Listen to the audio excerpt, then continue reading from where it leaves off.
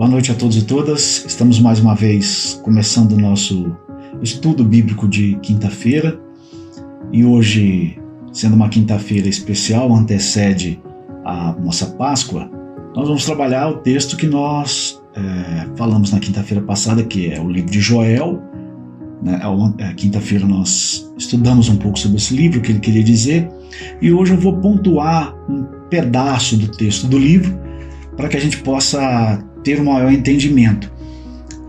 Se você não viu o estudo da quinta-feira passada, eu convido você a dar uma olhada lá para poder acompanhar direitinho o que o livro quis dizer. Mas uma coisa que marca no livro de Joel, e a gente pode fazer uma reflexão junto com a Semana Santa, é que Joel vem traduzir a vontade de Deus, que o Espírito dele alcançasse as nações, né?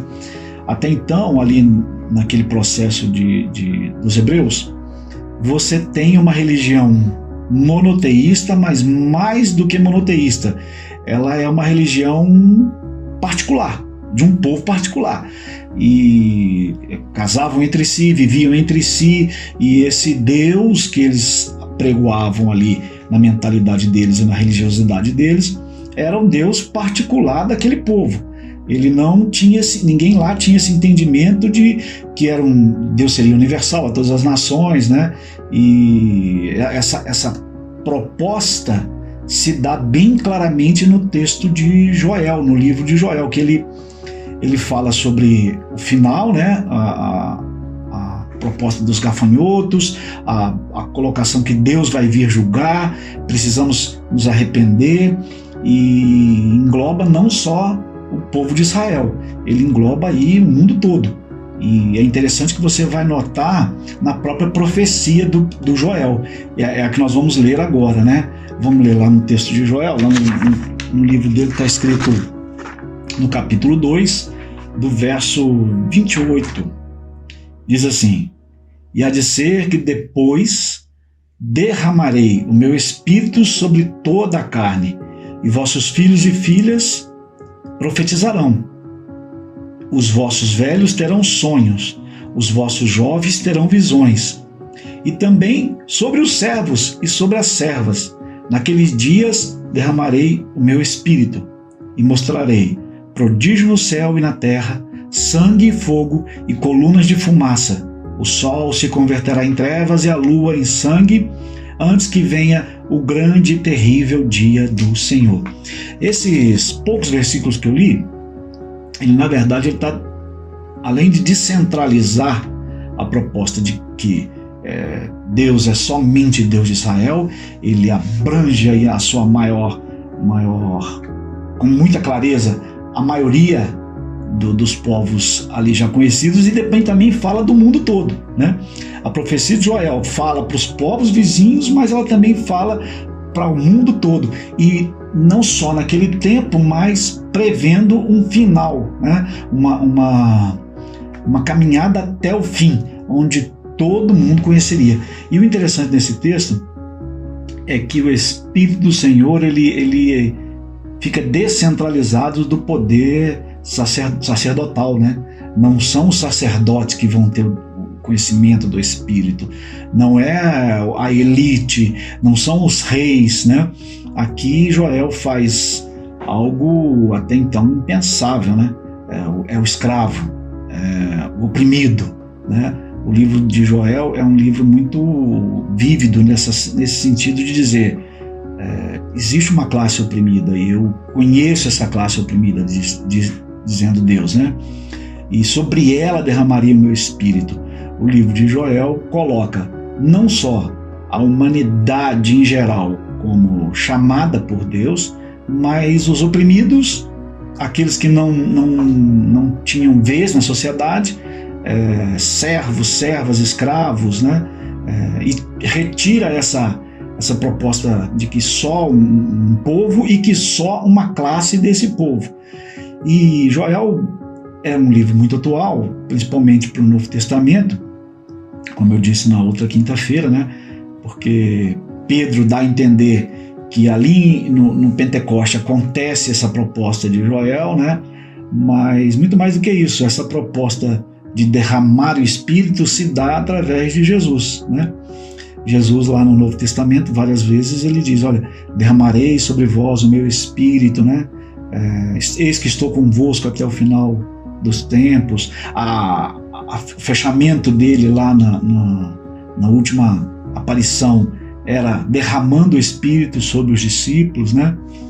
Então nós temos aqui uma profecia que vai até Jesus, e ela se dá nesse processo aí da Páscoa, né? O nascimento, depois aquilo que vamos comemorar como morte e ressurreição de Jesus, é o ápice dessa proposta de dizer, olha, antes que venha o fim, eu proponho um derramar do Espírito, né?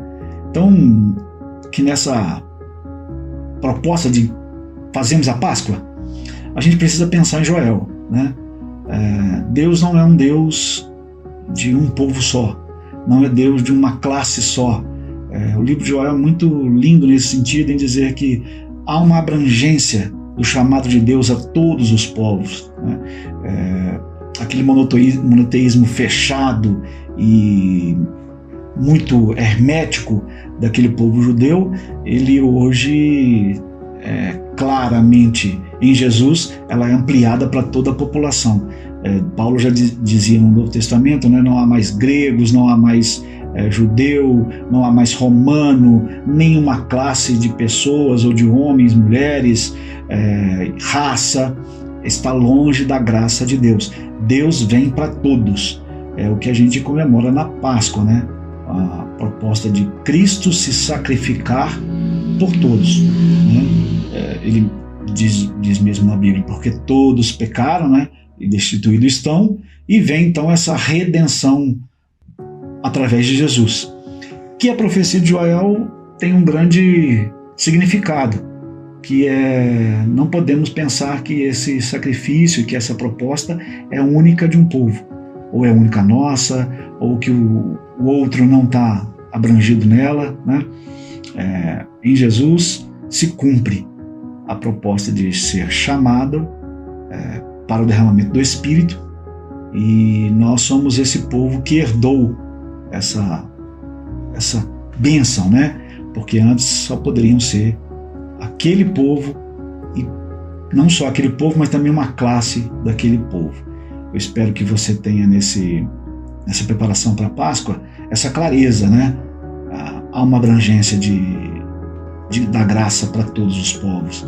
Há uma abrangência da graça para os oprimidos.